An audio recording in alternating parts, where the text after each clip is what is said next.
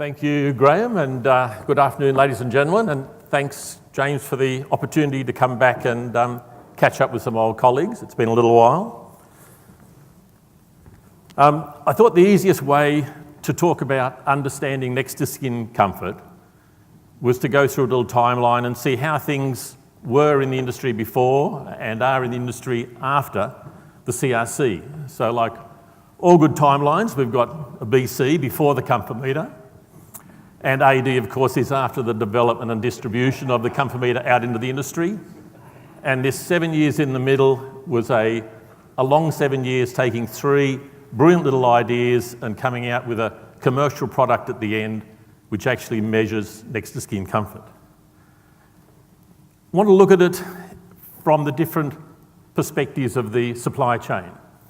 The information that was available to understand next to skin comfort before the comfort meter was essentially, for the wool grower, you had fibre diameter, you had micron, you had the comfort factor, which a lot of people focused on, and you had the measurements of length, strength and position of break, which essentially gave you the yarn quality parameters for different yarn types. The top maker, again, the same first two numbers, and in the end, your length, strength, position of break became the hauteur, or the mean fibre length in the top. So you had measurements there which indirectly related to next to skin comfort. By the time you got to the spinner, where you've got all the batches together, you've got a lot of blending, you've suddenly got, especially for stock-supported yarns, which the bulk of the industry was buying, you essentially had yarn count, yarn twist, and at this stage, really, the big industry, the big spinners, it was just nominal micron. You know, so their 248s was a nominal 19.5 micron, which means really, yeah, somewhere between 19 and 20. And for the knitter, what we found, it was even worse for their understanding of next to skin's comfort, because what the knitter believed was that if the garment felt soft, then it wasn't going to prickle. So there was nothing more than that really to keep them going. The end user, the retail and brands, had their in-house experts who again would feel the product. Very few did some wearer trials. And as far as the consumer, we had information such as the AWI-sponsored Millward Brown consumer surveys, which gave us the poor news that 38%, this is back before the wool cover meter, said wool was prickly and itchy. So we didn't have a good record going there. The information that we were able to get out in the CRC, these five are the key points that I believe. We showed that the comfort factor was not a key factor in next to skin comfort and was not able to be used as a predictor. Micron, or wool fibre diameter, mean fibre diameter, was a key factor, but you still couldn't predict the actual next to skin comfort.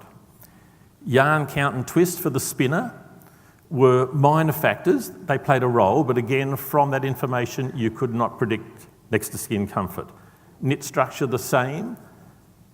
It had an influence, but you couldn't predict it. And fabric softness, we demonstrated that there was no relationship whatsoever between how soft a fabric felt and how comfortable it was next to the skin.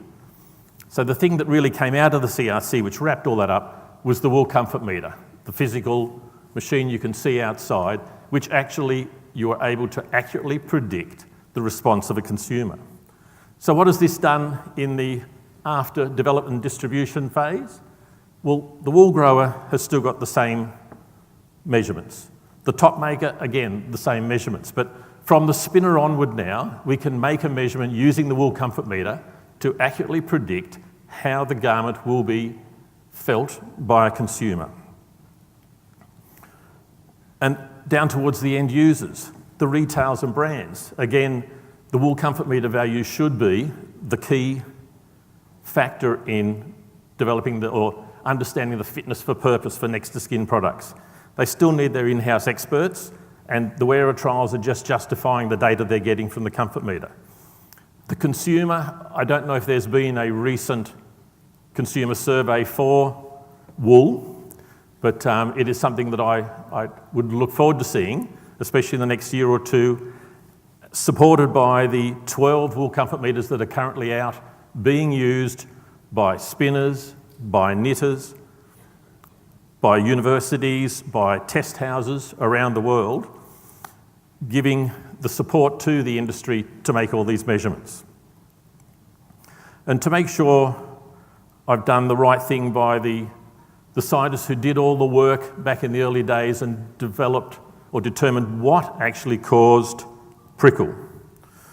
And it's interesting to think that it's the very same science that caused that generated our comfort factor is also the same science behind the wool comfort meter. The difference is, and maybe we could look at a conversation that may have occurred back in the 70s when this work was originally done. The scientists did all the good work, and the person who wanted to market the output of this research said, well, rightio, what causes prickle? Well, the answer is simple. It's any fibre that pushes against the skin with 0.75 millinewtons force or more. Well, the marketing guy, what can I do with that? Come on, this is terrible. We need something that we can market to the world. So we said, well, what fibre diameter causes prickle? And the scientist, being a very accurate fellow, says, well, it depends. It depends on the free length of the fibre sticking out of the yarn. Again, the marketing guy's not really keen on it depends. He wants a number. So he said, well, rightio, what number, you need to tell me a length. So for whatever reason, they came up with a length somewhere just under a mil, which gave them this magic number of 18 microns. And thus the comfort factor sort of came into force. And there was good science behind it, but you only got part of the story. What the wool comfort meter does is looks at this entire range of all the fibres that can cause prickle. And that is why the wool comfort meter gives you a very accurate prediction of next to skin comfort. Thank you.